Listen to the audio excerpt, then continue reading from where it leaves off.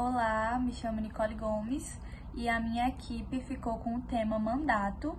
E aí a gente vai explanar um pouco de tudo, eu vou começar conceituando. Então, o mandato é um negócio jurídico, na qual uma pessoa que é chamada mandatário vai receber poderes de outra, que é o mandante, e em nome desse mandante ela vai praticar atos ou administrar interesses.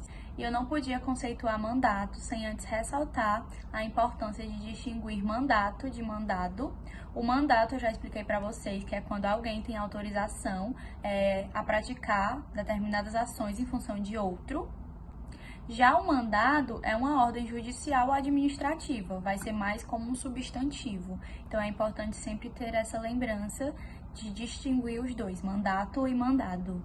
Então, pessoal, no que diz respeito à questão das partes do contrato de mandato, nós temos o mandante, que é aquele que outorga poderes para que outrem realize atos em seu nome, e aquele que vai receber os poderes é chamado de mandatário. A partir da recepção desses poderes, o mandatário ele vai praticar atos da vida civil ou de administração. Vale lembrar que não existe uma regra, na verdade não existem regras específicas com relação à capacidade das partes, mas existe sim a possibilidade de o relativamente incapaz assumir esse papel de mandatário. Porém, o mandante ele vai assumir as consequências dessa escolha. Inclusive está previsto no artigo 666 do Código Civil, que diz que o maior de 16 e menor de 18 anos não emancipado pode ser mandatário, mas o mandante não tem ação contra ele, senão de conformidade com as regras gerais aplicáveis às obrigações contraídas por menores. É também um contrato definitivo, pelo menos no que diz respeito às partes. Mesmo que ele se relacione com a conduta em que uma das partes se obriga em função da outra. É um contrato não solene, isso significa que ele não se exige uma forma.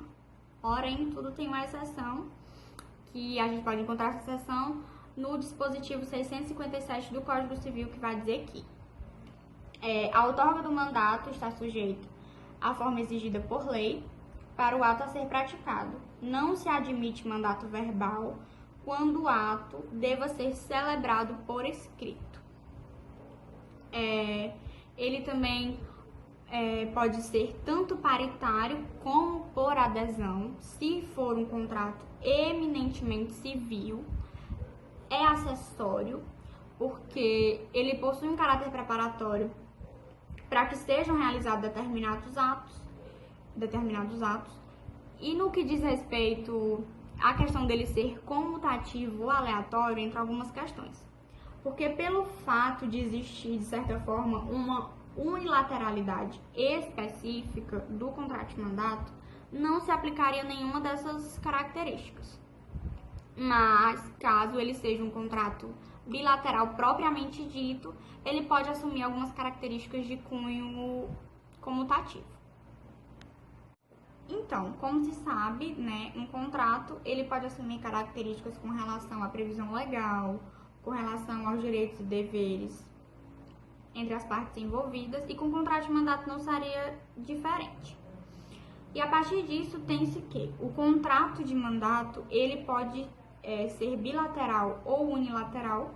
Será unilateral quando não existir, quando não for estabelecido remuneração.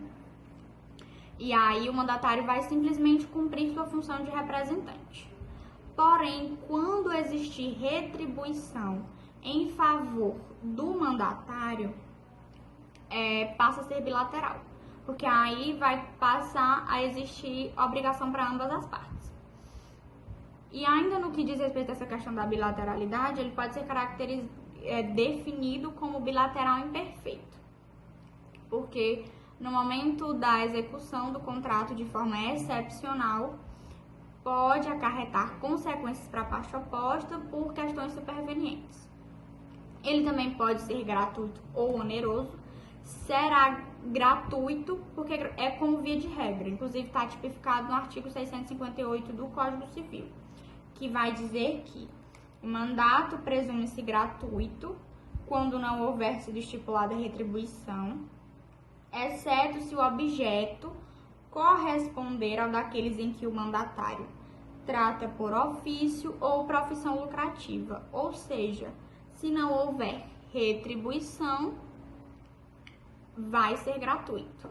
Nos casos em que o mandatário ele vai se dedicar por ofício ou profissão lucrativa, ele passa a ser oneroso. Esse contrato também é consensual, porque ele não se aperfeiçoa só no momento em que o objeto é entregue. O aperfeiçoamento ocorre a partir do momento da aceitação das partes. É típico porque existe previsão legal mínima, né, no ordenamento jurídico brasileiro, de forma mais específica no capítulo 10 do Código Civil brasileiro, com relação ao tempo. Ele pode ser tanto por tempo determinado quanto por tempo indeterminado, porque se trata da execução de ações reiteradas. Ele é personalíssimo, porque o mandante ele vai se basear tanto nas particularidades quanto na confiança, né, em relação ao indivíduo para definir ele como mandatário, e por ser personalíssimo, ele não pode ser repassado para outra pessoa, exceto nos casos de subestabelecimento. Bem, antes que eu comece a falar sobre o subestabelecimento, é importante que você saiba a diferença entre mandato e procuração, já que são termos recorrentes quando se fala do contrato de mandato. Então, enquanto que o mandato é um contrato onde alguém nomeia outrem para agir em seu nome, a procuração é o instrumento do mandato. É a ferramenta para que o mandatário possa desempenhar o mandato.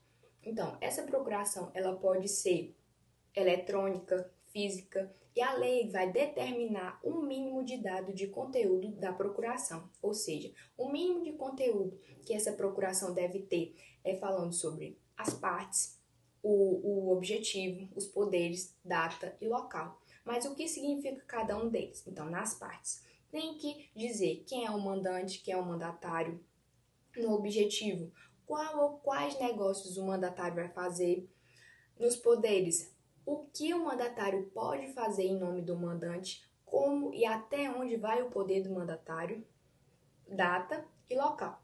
Agora que vocês já entenderam sobre a diferença entre mandato e procuração, eu vou começar agora a falar sobre o subestabelecimento. E o que seria o subestabelecimento? Vocês estão lembrados do mandatário, né? Então, o mandatário ele vai poder transferir os direitos que lhe foram conferidos pelo mandante a um terceiro. Então, nesse negócio de cessão, o mandatário ele vai ser o subestabelecente e o terceiro o subestabelecido. Júlia, qual seria a forma do subestabelecimento? A lei vai dizer que, mesmo que a procuração e o mandato seja por um instrumento público, o subestabelecimento pode ser por um instrumento particular, desde que o ato a ser praticado não exija instrumento público ou forma especial. Além disso, em regra geral, sempre pode haver o subestabelecimento. O não é que tem que vir expresso. O que isso quer dizer? Quer dizer que, se o mandante ele não quer que o mandatário subestabeleça, isso tem que ficar claro, seja lá na hora do contrato ou na procuração. Então, se ele não quer, ele bota lá uma cláusulazinha dizendo que proíbe o subestabelecimento. Caso o mandatário subestabeleça sem a autorização do mandante, ele vai assumir todos os riscos, até caso fortuito ou força maior, caso aconteça nesse mandato. Já quando o mandante ele autoriza ao mandatário que ele subestabeleça, o mandatário ele só vai assumir o risco caso o subestabelecido, ou seja, o terceiro, ele agir com culpa. O subestabelecimento ele vai ocorrer de duas maneiras. A primeira é quando eu, o mandatário, eu transfiro uma parte dos meus direitos, mas eu reservo, eu mantenho uma parte para mim. Isso seria o subestabelecimento com reserva de poderes. Ou seja, eu transfiro uma parte para o subestabelecido, mas eu mantenho para mim outros poderes.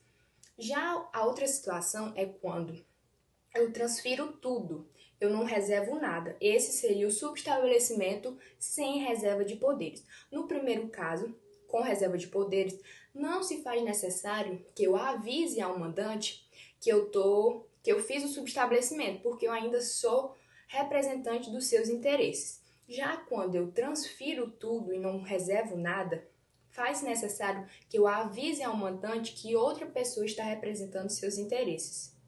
Com relação à forma do contrato, o artigo 656 do Código Civil diz que o mandato pode ser expresso ou tácito, verbal ou escrito. Assim, ele pode ser informal, ou seja, quando a sua forma não está prevista em lei, podendo inclusive advir do silêncio, que seria o tácito. Mas o mandato, ele também pode ser expresso, isto é, quando ele é declarado. Quando ele for declarado, ele pode decorrer de duas maneiras: formal e informal. O formal seria a forma escrita e o informal a forma verbal. Porém, se a lei exigir que seja por escrito, tem que ser por escrito. Mas, Júlia, onde é que tem falando sobre isso? Gente, está falando lá no artigo 657 do Código, que diz: a outorga do mandato está sujeita à forma exigida por lei para o ato a ser praticado. Não se admite mandato verbal quando o ato deva ser celebrado por escrito. Mas o que isso quer dizer? Quer dizer que é o ato a ser praticado que determina a forma do mandato. Então, se o ato só puder ser praticado por escrito, a forma do mandato tem que ser por escrito. Então, a gente pode chamar isso como se fosse uma espécie de paralelismo na forma do mandato.